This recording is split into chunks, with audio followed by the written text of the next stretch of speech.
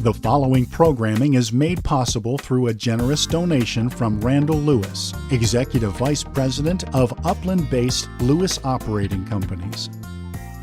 Welcome to the second of a series of Randall Lewis seminars. This is an opportunity today for a conversation. We had an earlier conversation last night where there were three city managers talking about the challenges facing the profession. Today we have the opportunity to talk with one of the leading city managers in our country who's just retired after some, 42 years of service. This is Ted Gaebler. We'll be talking about the most important kind of challenges and what the future may look like for this profession. I think maybe the first thing to point out is that in California, out of the 482, 84 cities, what do you think? 390 have city manager forms? Or Yep. Most cities in California have city manager forms. It's not true across the country. About half the country has city manager forms, the other does not. For those who are not familiar with local government structure, the question is, what is a city manager form? My explanation is the difference is of hiring and firing and preparing the budget. Is that a strong mayor form, the mayor hires and fires and prepares the budget. In a city manager form, the city manager hires and fires and prepares the budget. Do you have a better or a different explanation? A little bit different. First of all, thank you for having me for this prestigious seminar. I'm delighted to be here this morning. The way I always describe it is that the city manager is a paid professional, trained, usually very good at finances, presumably good at managing things, and you blend that professionalism that managers bring from their experiences in different jurisdictions with the ability of the local officials, locally elected officials, to really know their community and determine what the value system is of their citizens, so you can make policies and therefore legislation based exactly on the needs and wants of that individual community, and then get a professional to actually implement those things in an economical and efficient way. Okay. Well, you've staked out, I think, the kind of role of the role of city manager. I mean, the history of city manager reform it's really a progressive reform. What's called the International City Manager Association has celebrated this year its 100th year. There's something called the Municipal Yearbook, which is in its 80th year. But it was a reform that was really directed toward the very kind of values you identified, to try to bring professionalism, to try to bring expertise to local government. And I know when you looked at people kind of assess how we govern ourselves in our country, one of the innovations which gets particularly applauded is the city manager form. And it's not simply a form, it's a sort of judgment that if you look at what happens in cities with city managers, the kind of expertise, professionalism you identified works. It does. There are more than half of Americans are under the city manager, council manager plan, and it is it turned out for me to be a great profession, because I could actually, in many communities, enhance the quality of life of citizens while at the same time not having to run for elected office. And in many jurisdictions, I was the highest paid person, so I could do well by doing good for my various communities in various states. And I found that to be a very satisfying career. Let me see if we can't ask about the city manager profession, but before that, just so the people who are watching know a little bit more about you, how did you get into this business? Would you do it again? Would you recommend somebody be a city manager? What led Ted Gaebler into this profession? Well, I certainly would be strongly recommending for certain kinds of people to enter this profession. You do need to have a little bit of a thick skin. You can't be concerned about what everybody thinks about you as you go through your career. I started out many years ago in pre-law, And one of the requirements for pre-law is to take a basic elementary government class, Government 101. And somewhere I found that the way the teaching was going on at that time, the first 38 chapters were on. Okay. Sorry about that. That's okay. Forgot to hit the kill switch. Sometimes we forget to remind folks, so we'll take partial blame for that one. It normally doesn't ring. Can you go ahead and just pick it up from the point that he finished his question? Sure. Let me start the answer again, if I can. So the question was, how did I get started in this? How did you get started, and would you recommend somebody else do this? I would strongly recommend people becoming city managers if they have several kind of prerequisites. One is a thick skin. And second of all, is willing to do some basic homework. City managers run multi-million-dollar corporations, and they therefore need to have some pretty good financial background. I started many years ago with a bent toward pre-law, getting into a law school, and one of the requirements was to take Basic Government 101. And in doing that, I found that most of the chapters were on federal government, and I found that non-interesting. But the last couple of chapters were on state and local government, and for some reason I found that to be very fascinating. So I got the professors to talk a couple of weeks about local government and state governments and special districts and counties versus cities and those kind of things. So it became very interesting to me to learn you could actually manage and get paid to manage an organization and not have to run for office. I had always combined those two, as many Americans do, combined the idea that you had to be elected office to actually run things in local government. And this council management plan is based very differently. It's based on local elected officials and professional managers. I interviewed a number of city managers in the 60s. I remember one of the things them telling me is one of the reasons they chose the profession is they could see the consequences of their work. If they worked at the federal level or state level with complex policies, it was difficult to see outcomes. But as a city manager, the outcomes were identifiable. People could see whether or not you pave the potholes and so forth. Did you get any satisfaction for seeing kind of the direct consequences of your involvement? Well, my first exposure was when I was 18, and at 18, I don't think any 18-year-old can imagine that they can be impactful at the federal government. Yeah. It's just way too overwhelming for most people, and it certainly was for me. But I did think I could be impactful at the local level. I wasn't sure about the state level. And so I was pretty sure I could get enough people to be interested in performing and doing good work. The odd thing was, as I got trained, I had the best undergraduate training you could have at that time.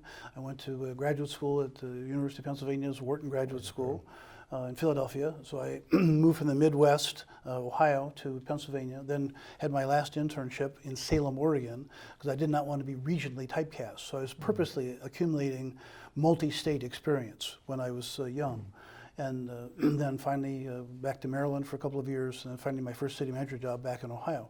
But all during that period of time, I was learning, getting mentored by some of the very best managers, all of whom were engineers at that time, because most of the post-World War II managers had an engineering background because America needed a lot of things built at that time. Could you comment just before we go on to the kind of issues that face city managers now? Comment on the book that you and Dave Osborne wrote on reinventing government, because this one for local governments has had there are a lot of books written, and then some have a fairly short life.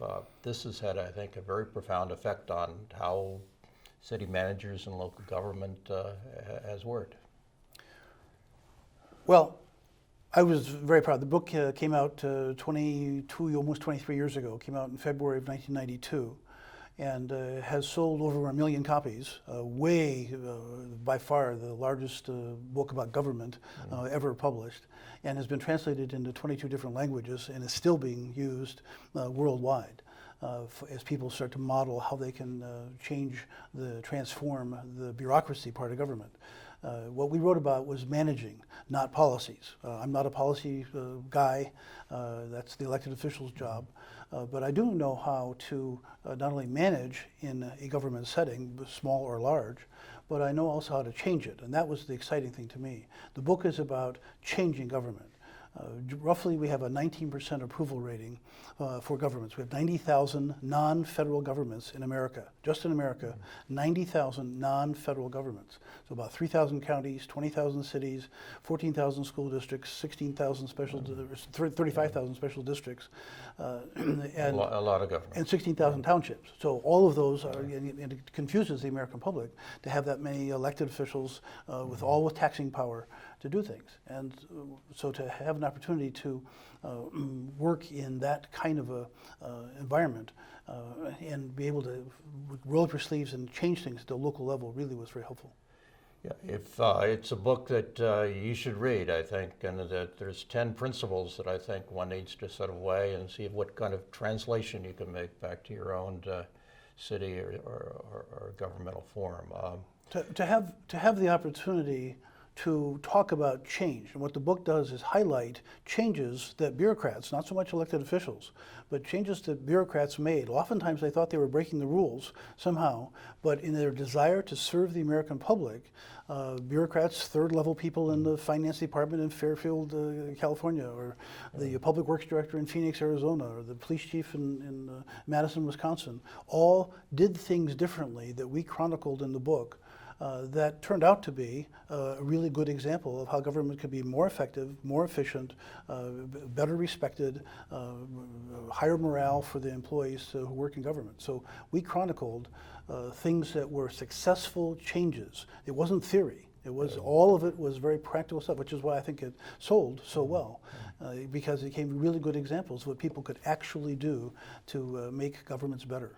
Yeah, and for those who are serious about wanting to know what the city manager profession is, probably the best source, one location, is the Municipal Yearbook. It's published by the International City Manager Association. This is in its its 80th year. But you have a chapter in the 2014 book, sort of looking what has taken place over the years since the book was published.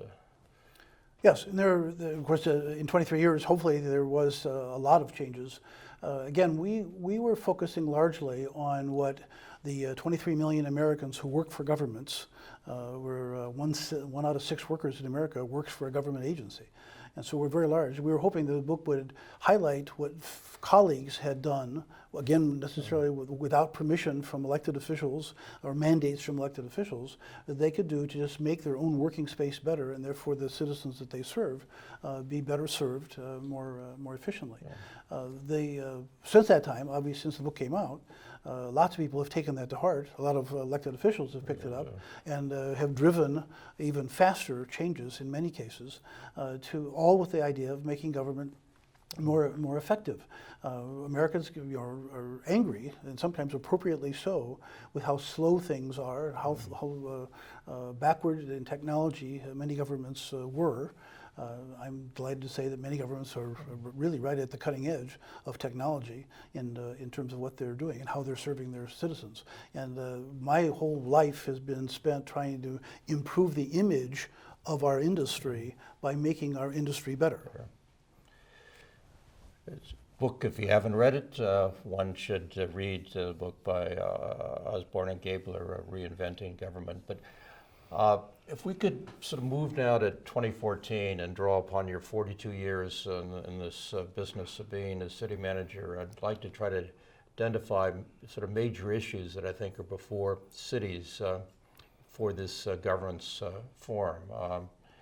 The first is the sort of shared governance, and the original model had the idea that the electeds did policy and the administrators provided service and did administration, but indeed it is kind of an interlocking interrelationship. And over time, elected officials have become much more involved in their own work, how much time they put in, much more involved in regional organizations.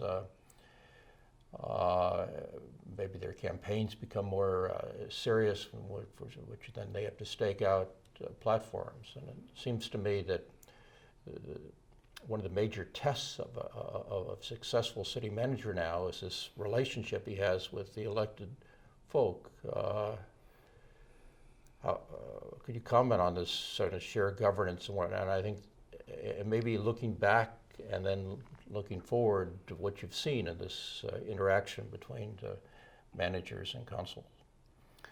The name of the plan is the Council Manager Plan, and I have never forgotten that those are two words, council and manager. And I have worked for 111 elected officials in my career and have been very comfortable with that relationship. They probably were a bell curve. There were some very, very smart ones at one end, a whole bunch of average ones, and a couple of ones that were, I thought, lucky to get elected. But it's been fun to be partnered with them. I fully appreciate the partnership. I do think it's my responsibility as a professional, having served many different elected officials, to at least offer the opportunity to new elected officials as they come on board, fired with enthusiasm, to help them become effective in the form of government that we have. So I've tried very hard to make sure that I attend seminars with them. I take them to the League of California Cities general meetings where they can have the opportunity to learn quickly and rapidly. And question things off camera so they can really get a deep understanding of some of the issues and perhaps some of the solutions that have been tried before and failed, so they can skip that step and get on to the ones that would succeed. I have had some people that blossomed with learning from others, others that just wasn't their cup of tea or they didn't have time, they had their own businesses to run. So the opportunity to work with and partner with folks who get elected, I think has been very helpful. I think that's still a good combination. Today you find some elected officials that are single interest. They only care about the library, or they only care about the cops, or they only care about water conservation. And to broaden them out, because city governments have responsibility in many cases for some very broad range of things, from literally A to Z. And they can't afford to be, over a 4-year career or maybe an 8-year career, they can't afford to be just single issue people. And so helping them broaden out their interests while helping them to succeed on their particular issue, in harmony with the values of the community and the rest of the elected officials, has been a fun thing for me as an administrator to do. My sort of 19 years as mayor, at least the conversation with the city manager is, you want to be the best city manager you can be, I want to be the best mayor I can be, let's figure out how we can work together to help each other. Exactly. No reason to not do that. I think there are some managers that are either so unsure of their administrative abilities that they don't relate well to some of their bosses, and that usually causes some conflict. Once in a while, elected officials run on a clean slate program, and there's nothing that a manager can do about that. But forging a good relationship is a primary responsibility of a city manager. The managers do move. I know the municipal yearbook says the average tenure of a city manager is 7 years. I mean, that is, you don't stay in the same place the rest of your life, right? That is correct. I have lived in 5 states in my How many cities have you been city manager? I've been 6 cities and 1 county. So I had a 3-year stint as a county manager and 42 years, 39 years as city managers in 5 different states. And 2 as interim, so short periods of time while they were between managers and trying to help them select that. But I had 10 years in one city and 10 years in another city, but I only had 20 weeks in another city, so that it might have fulfilled the average. One of the questions that sort of raised about cities is their fiscal future. It's clear that the federal government and state government are pulling back. Somebody referred to as fend for yourself federalism. There's talk of the retirement costs, pensions, as sort of Pac-Man on future budgets. As you look at the fiscal future of California cities, one city manager said he thought the only choice was to try to remove as many employees or not have as few employees as possible because of increasing costs of pensions and retirement. But when you look at cities and their fiscal future, well, what do you say? Well, in California, in effect, you've raised two questions. The first is about the responsibilities of a manager. I think that our job and our expertise and why we are actually hired is to manage whatever there is. If we have unions, we manage with unions. If we don't have unions, we don't manage with unions. If we have money, we manage with money. If we don't have money, we don't. We need to manage still. So whatever the economic circumstances are, I deeply feel that it is my responsibility as a manager to make sure that we have a surplus at the end of the year, regardless of what has come in the door. Even though the elected officials might budget $40 million, and we only get $30 million that comes in, I can't spend $40 million. I need to spend only 30. And so I very carefully pay attention to what the elected officials' value systems are, what their priorities are.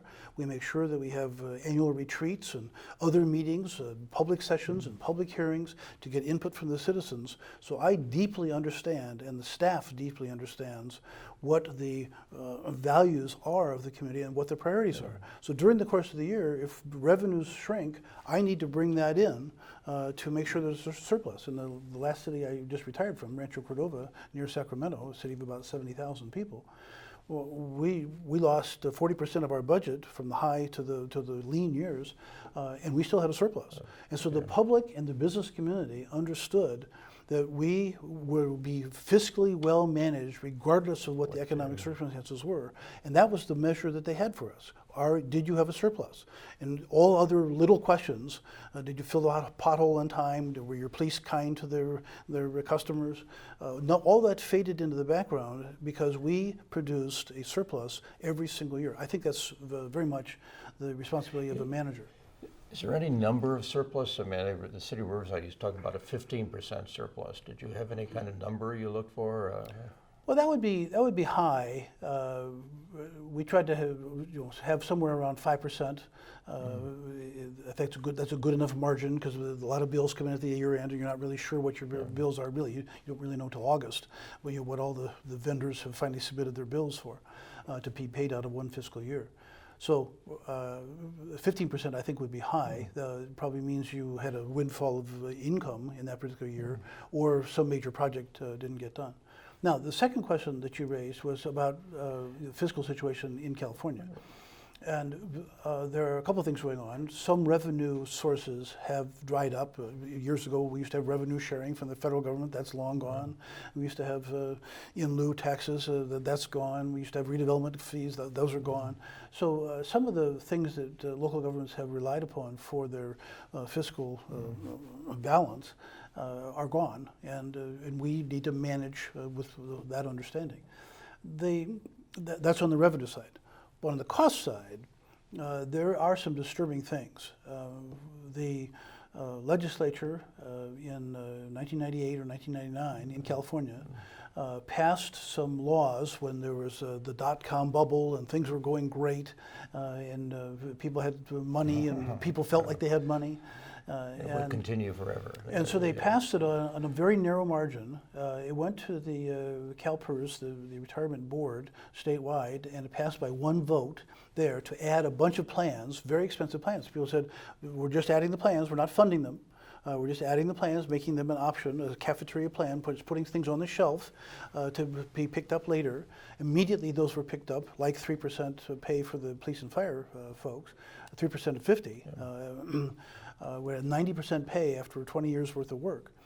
Some things is 30, but a lot of them have got it down to 20 years of actual pay for 90% of their pay at age 50, and they're retiring and they're living to 100. So it's a very costly thing, and other cities picked it up. And so during and then the dot-com bubble broke, and people had obligated themselves to these very high-cost pension plans that have a very long tail on them. So that's a concern. We are funding the obligations for public sector pension systems at a ever voracious for a rate, which is driving out the ability to pay for other services. That's one thing. The second thing is, when I started my career, the national average was to pay about 35% of your general fund budget for police and fire. Now it's about 85%. In my lifetime, in my career, we have driven out Why don't for you the same. restate that, because I think the extent to which general fund budgets are devoted to public safety I don't think is well understood.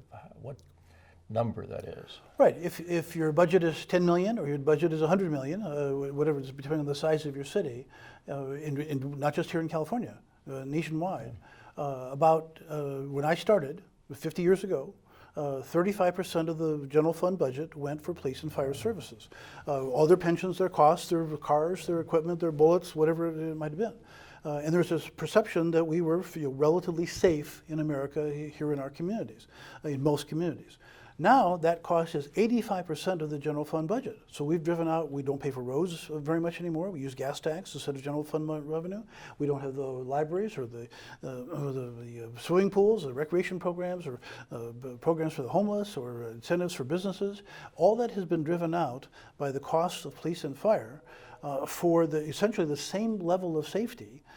People's perception of safety is that they're actually not quite as safe as they were, even though we've doubled the costliness of paying for those same level of services. That is a societal problem. That is something that obviously unsustainable. You couldn't, in the next 50 years, you can't double it again because you'd be at more than 100% of your general fund budget. So that should be a concern to the general public. One of the changes that it seems to me that cities have been over the years is the focus on economic development, that the city manager gets tasked with how we can develop the city, particularly looking at tax revenues. Could you talk about the role of the city manager, and if the number one priority of the city is economic prosperity, the question the city manager gets asked, what can you do to move us toward being a prosperous place? Comment on the role of the city manager. Well, there are many priorities that communities have, and in some cases, economic development is the highest priority. But that's not true in all cities by any means. In Rancho Cordova, our highest priority was changing the image of our city so that citizens would feel better about where they lived, and the people would use it as a destination regionally to come to our city. So economic development was not the highest priority at that time for that city. Clearly you want to have as a city, you want to be fiscally sound. You want to be able to know that you have a steady stream of income in the outgoing years, the outlying years, that will make it so that you're not bumping up and laying off and hiring and laying off and hiring and patching potholes and not patching potholes. You want to have a steadier stream of income, and to the extent that economic development works its way around to having tax revenue be able to pay for services, that obviously is a appropriate priority for city governments. But frankly, I think that economic development is largely the responsibility of the private sector. The Chamber of Commerce should be deeply involved in that. Consortiums of private businesses, if you have a health cluster, they should be the ones attracting the doctors and the small accoutrement services to a health cluster.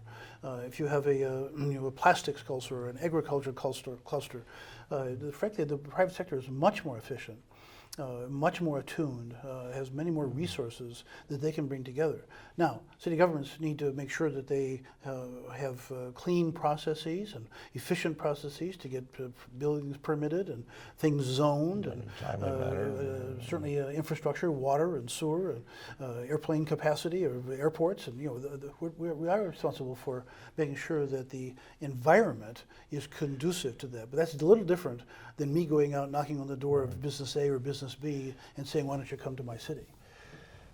Same kind of point, but it seems to me that what cities, I was looking at the yearbook and it talked about the surveys that the ICMA does and the list of problems that the people want to have cities address.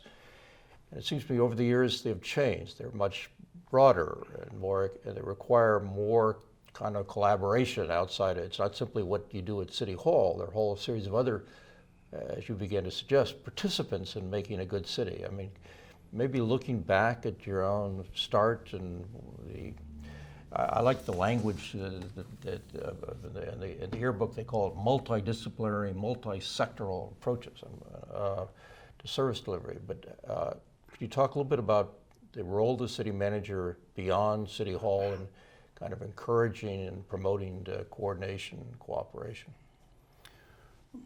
Well, 50 years ago when I started, I was delighted to realize that I was joining a growth industry, which is government.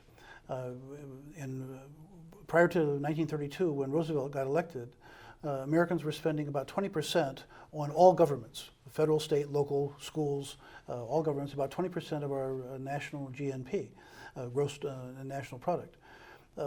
When Roosevelt got elected, we had a 44-year period of increasing the percentage of money that Americans spend that they were willing to spend through governments. We got up to almost 40%, 38.4% in 1976. And so we virtually doubled that. And I signed up in 1964. And so I thought, wow, I'm joining a growth industry. But in 1976, that stopped. Stopped in California in 1978, but actually statistically shows up stopping before that, and not just in this country, but abroad. There's only two countries, South Korea and South Africa, that are continuing to grow their percentage of GNP that's being spent through government services. France used to be at 55%, they're down to below 40% now. England was at 55%, they're down below that. So Sweden was at 72% of a Swede's income was spent through government services. Now they're back down to around 44. So worldwide, during my career, we stopped laundering money through governments to get things done. That's a huge change. And so my question, because I was city manager in Visalia, California, when Prop 13 passed 36 years ago. And I had to cut 24% of my budget in 24 days. And I said to myself, what was the message the Californians were trying to give us? And it dawned on me that what they're trying to say is that we don't necessarily want governments to do all the things that we've asked them to do during the Roosevelt era, that 44-year period. And I took that to heart. And so I think that now, if you could measure it, any local government spends about 2% of the local GDP, gross domestic product, if you could measure that.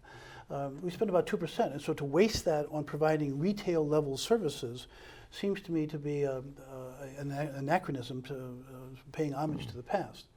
What we need to do is be brokers, catalysts, and facilitators. We need to find out what the resources are in our communities, our broader communities, not necessarily just the boundaries of our individual city or county, or special district or school district or township in some states.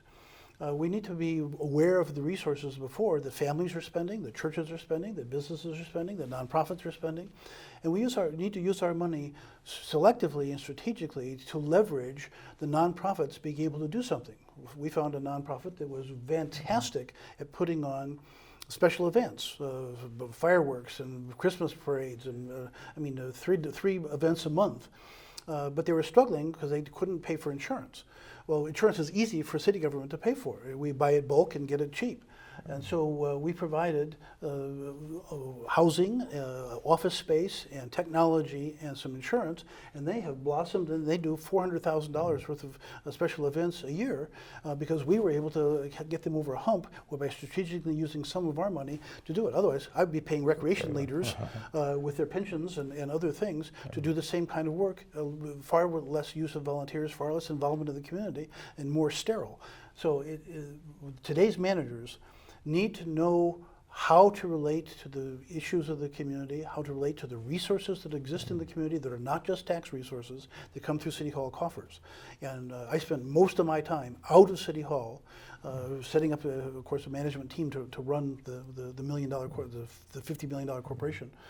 But I spent my time on the Chamber of Commerce Board of Directors, literally with a vote on the Chamber of Commerce Board of Directors. I knew what the business community was interested in and what they wanted and what resources they had. I spent time with the Ecumenical Council. I spent time with the Nonprofit Council.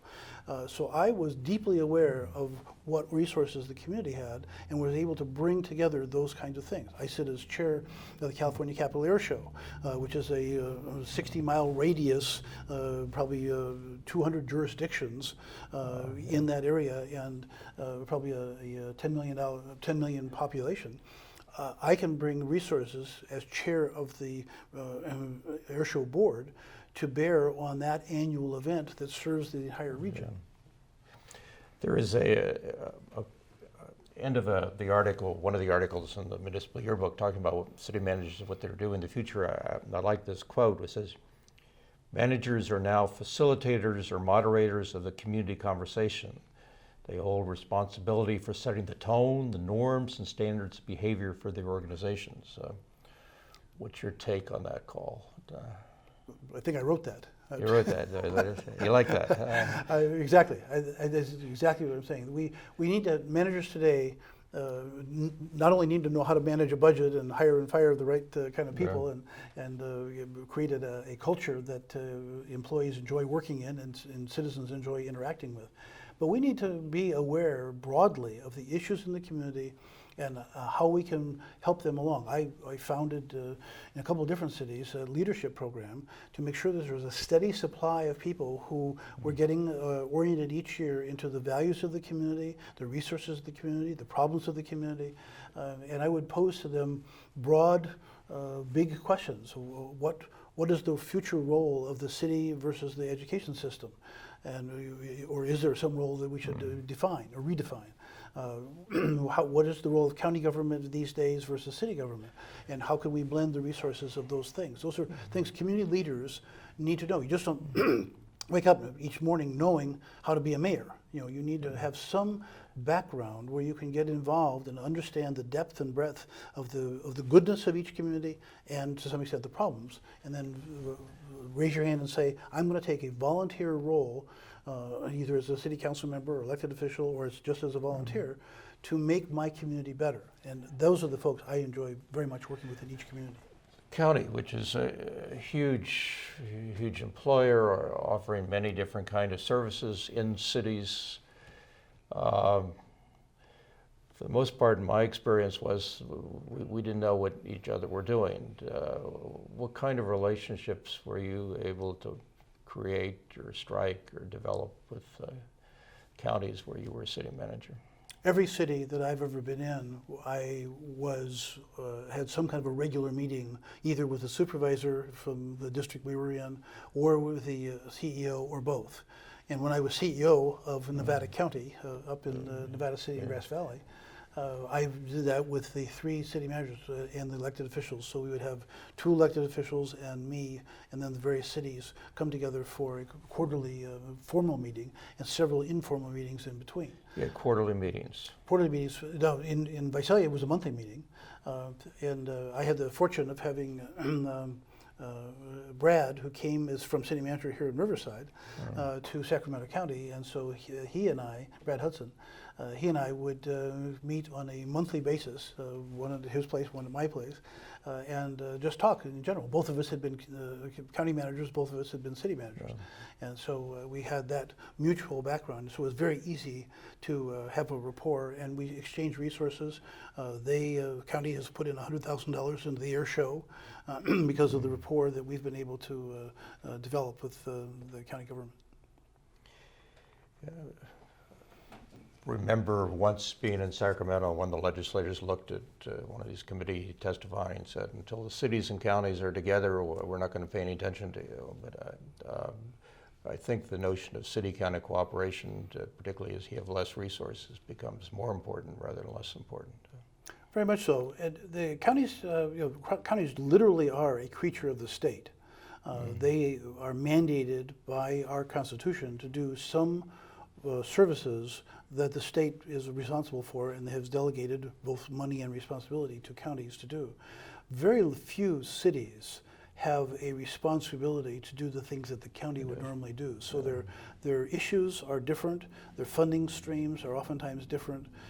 There is a lot of overlap and opportunity for consolidation and sharing of services and coordination and shared funding. But it's not, there really are different services. I had 31 departments as a county manager, 6 of whom I didn't even know what they did when I started. With city government, you have many fewer departments, many fewer responsibilities, usually much more focused.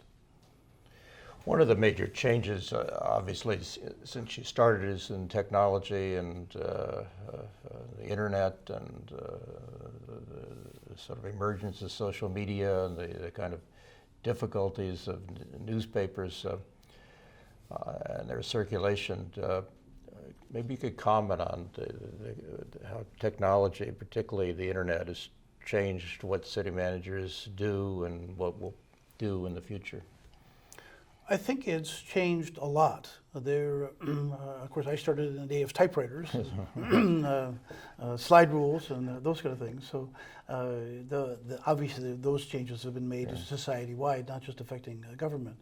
But it obviously makes it easier for citizens to track what is going on in their government if they choose to do that. Most Americans are too busy raising their families and securing their jobs and getting promotions to actually pay much attention.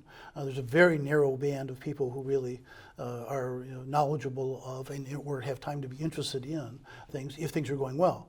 If things are going badly, then Americans, true to form, step up and with outrage and many times appropriately so, try to overthrow the Bastille and make things different.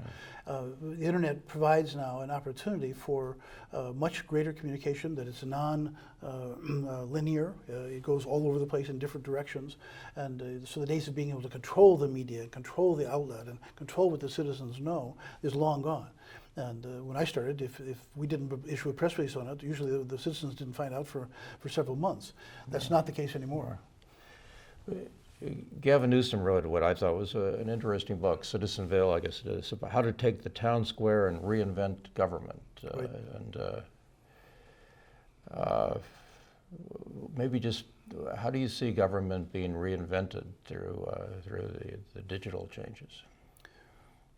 Well, there are more people who, if they choose to know, can know what is going on, what the facts are. And government managers have been very slow to release mountains of data.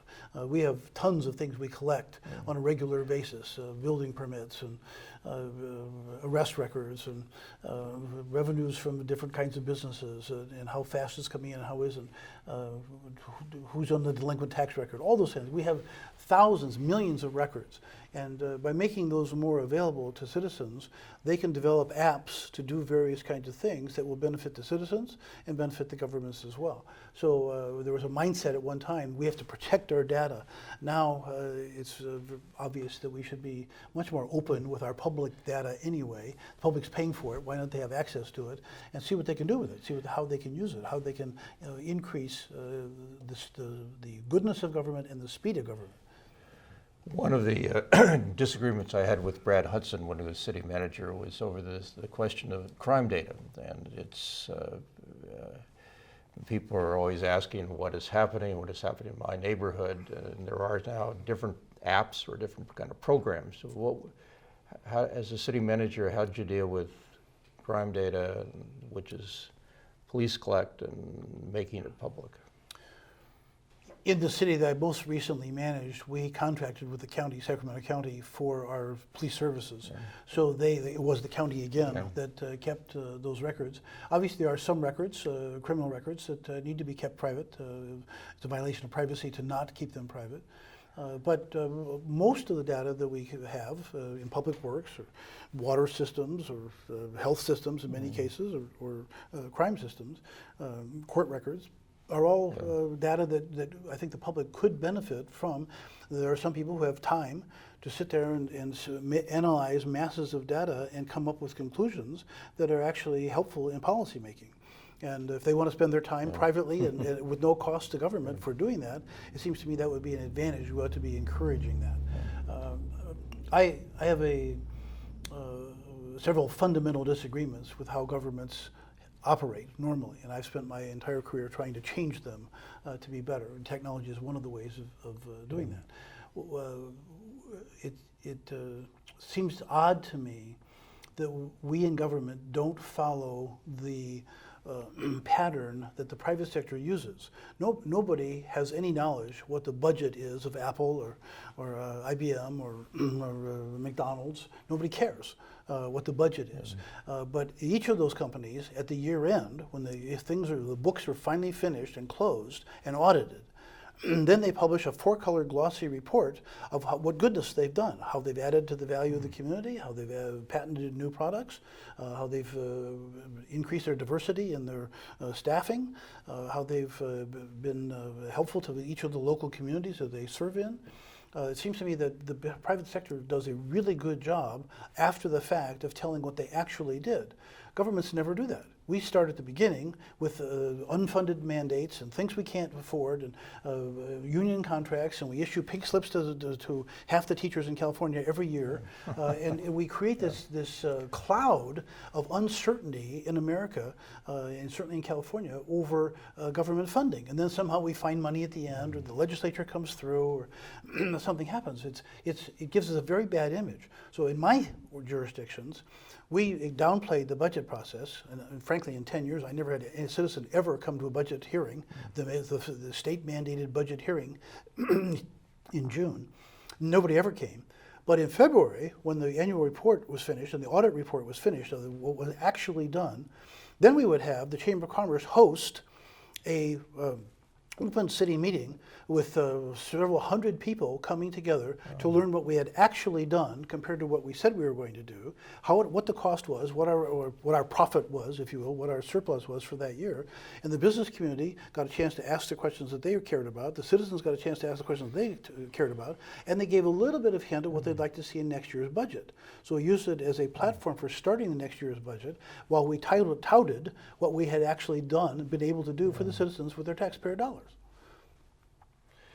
Let me change the subject again to changes during your own time as city manager, and that's the demographic changes. And particularly in California, California doesn't look like today what it looked like when I grew up. And I often repeated Dan Walder's comment he made one time that particularly Southern California was the most complex and diverse social, economic, and political society in the history of mankind.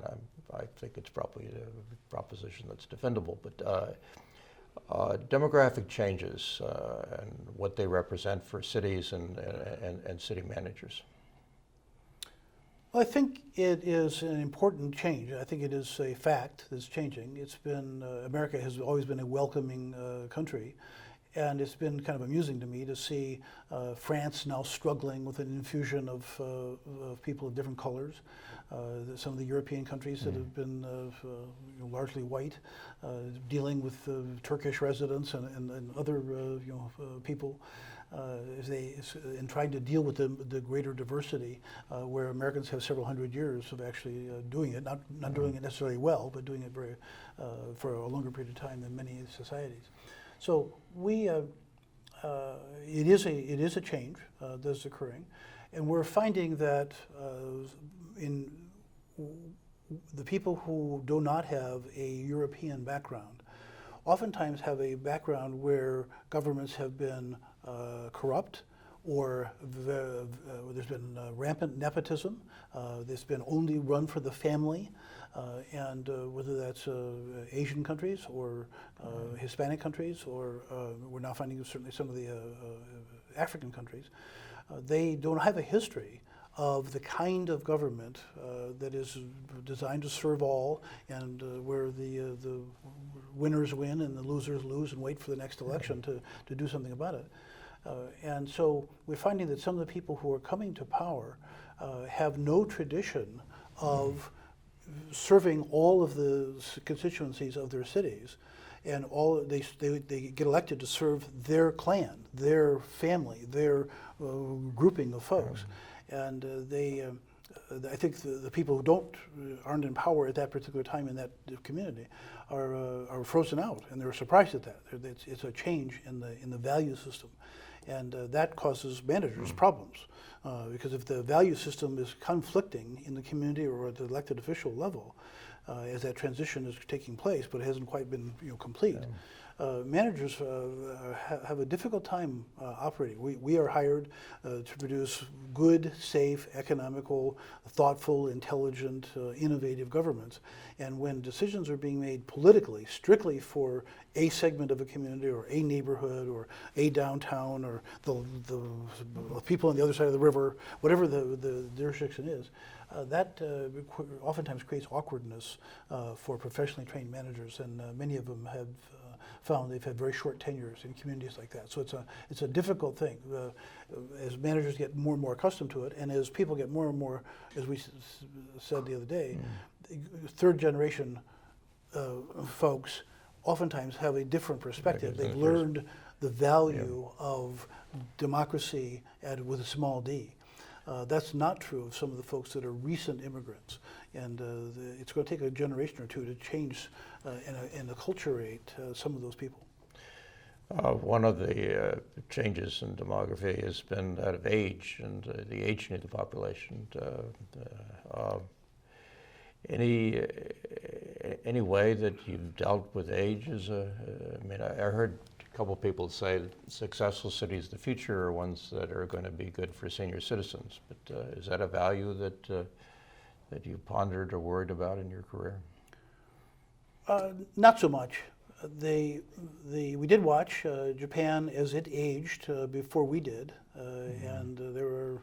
Somebody said there are more 80-year-olds in Japan than there are 20-year-olds. I don't know if that's true or not, but they have gone through that, not yet necessarily successfully. Yeah. We certainly are going to have more people over 80 in 20 years than we've ever had in the past, ever.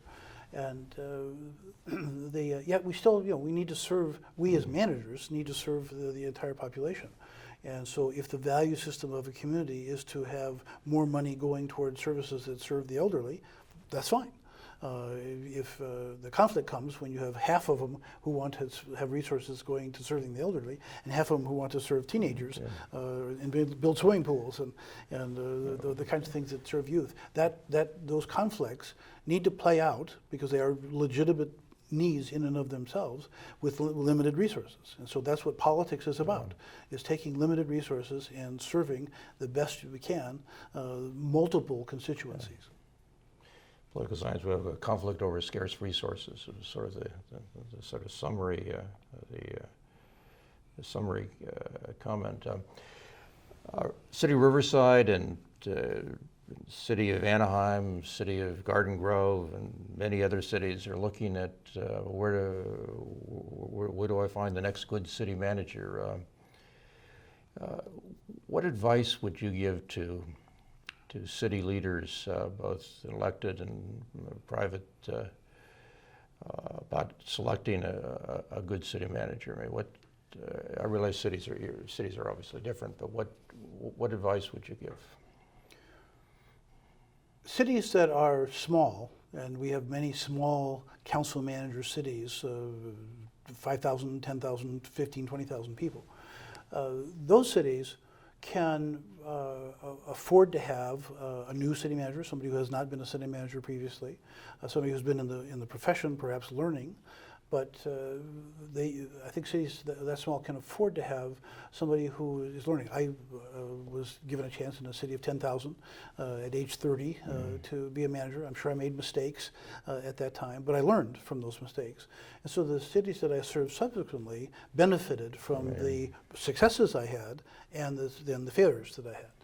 So a city of Riverside side, I think that you're in the top of 60 of cities in America? 59th. 59th. So in Riverside, I think you should certainly expect to have somebody who has some pretty deep experiences and some scar tissue to show that they've actually learned. They've been in tough situations, whether fiscally or union-wise or police brutality or collapsing economic structure, or whatever it might be. You need to have somebody who has been through whatever crisis there might be and has come out on the other side of that with a successful jurisdiction. And so I would think that you here, this size city, could attract not only people with master's degrees, so they've done their book learning and their school learning and have a good foundation, but have a variety of experiences. I specifically wanted to make sure I had multi-state experience. I didn't want to be just a regional manager, because I thought I could learn different techniques and doing different things, different laws, different state constitutions, and how cities are operated. So I think certainly having somebody with some experience would be beneficial and important in a city this size. Secondly, I think somebody who can understand that it's about governance, that there really are assets here that the city government doesn't control, but can be influenced by and can influence, like the schools, like the special districts, like private business, like the nonprofits. Or the county. The county. Yeah. And so having a ability to make a rapport, a working rapport, not necessarily a friendship, but a working rapport with many different leaders, elected and appointed, is clearly something that the person should have a track record of being able to do.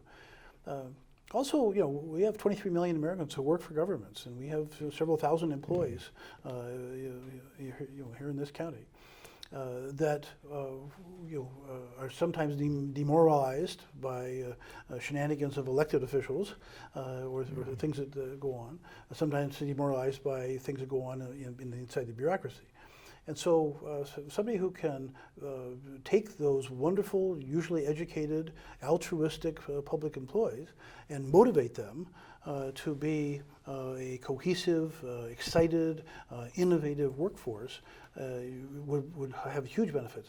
I've found in every jurisdiction I ever went to that it was like I was entering a car, a really good engine car that was on idle.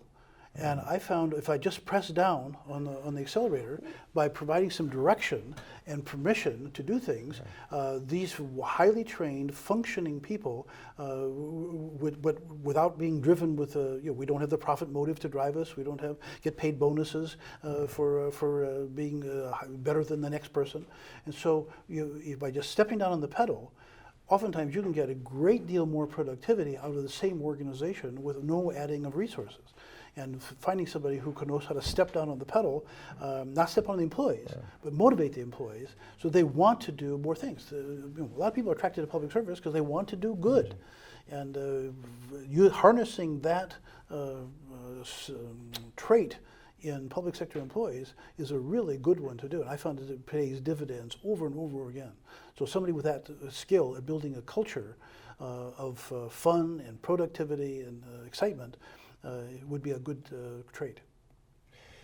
As you look over the state of California, could you identify some city managers which sort of met that kind of profile? Well, there are a lot of managers who are in their 40s, somewhere between 40 and 60, that I think meet that criteria. I don't know. Sometimes they're entrenched in their own communities, they're very successful there. Or sometimes they have kids in high school, or a spouse with a job that is hard to move, and so it's tough to recruit. But there are those whose the kids have finally left the house, their spouse has a mobile job, and they are eager and ready for another layer of opportunity. It's a large pool too, right? I mean, you're talking about 300, and we're talking about what, 400 cities. There's a big pool of city managers. Big in that sense. It actually there's 1,000 ICMA members in California, so not all of them are actively managing something right now. They could be department heads.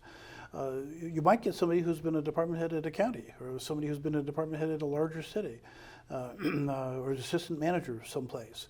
You might get somebody who's been in a very large sewer water district that has managerial skills and engineers working for them and is used to constructing things that could come here and use those same skills here in this jurisdiction. So I think you're not just limited to the 1,000 members of ICMA, our professional association. And some of those are from 2 small jurisdictions anyway. So to some extent, the pool is not that large. If you got 50 applicants for this job, I think that would be high, and out of that, you'd only have 10 that really meet the criteria. There's some guy who's out of work for the moment and throws his hat in the ring. I just was involved in the recruitment for our city, and we got I think 44 applicants the first time and 26 applicants the second time. So there was, and less than 5 of those were really qualified in each round to be able to do the job. So it's not that big a pool. We were not successful. The top candidate was a really good candidate. I mean, and we're lucky to have him in the pool. But when we offered the job, he turned it down. He just wasn't interested in coming into our jurisdiction. Didn't have enough challenges. Didn't have enough things. Things were running too smoothly. He wanted to solve more problems, and so he went to a much larger jurisdiction in Southern California. And and you can also attract people from out of state. Many of the most successful city managers in California have come from out of state. So do not limit your pool to people who have just come here. There might be people who were raised here and are now city manager in Des Moines and want to come back to California. There's all kinds of things out there. So do not exclude people who don't have current California experience. Well, we're coming to an end of this conversation. I thank you for participating in the Randall Lewis Seminar. This is an exciting opportunity, I think, for all of us to sort of understand your approach, your sort of take on city governance. I've enjoyed the hour, and again, I thank you very much. Ted Gaebler, distinguished city manager who, both by what he's done in particular cities and what he's written, has changed the way we govern cities in America. But thank you for joining us. Thank you, Ron. I very much appreciate being asked to be part of this forum, and I deeply obviously believe in democracy in America. I think that we can make governments better. I've spent a lifetime trying to make governments better so that the citizens can really get what they deserve in terms of service from this structure that we've built up that we call government. We get good services from churches, we get good services from the media, presumably, we get good services from our utilities. Why don't we get good services from our governments? And I've tried to make governments where I've been able to influence it to meet the standards that Americans expect. Good close. Ted, thanks. Thank you. Established in 2003, the UCR Center for Sustainable Suburban Development explores the social, economic, political, and environmental impacts that population growth and movement has on cities and local communities. The center facilitates interdisciplinary collaborations in the community through its staff and affiliated faculty via research, joint conferences, workshops, and public forums held at UCR and in the community. The center produces the Randall Lewis Seminars, which focus on a wide range of regional sustainability topics such as air and water resources, infrastructure and transportation, and the fiscal health of cities. For information or questions about this program, to learn more about future programming planned for the Randall Lewis Seminar Series, or to register and/or receive email announcements from UCR's Center for Sustainable Suburban Development, please contact the center at 951-827-7830 or email at shana.conaway@ucr.edu.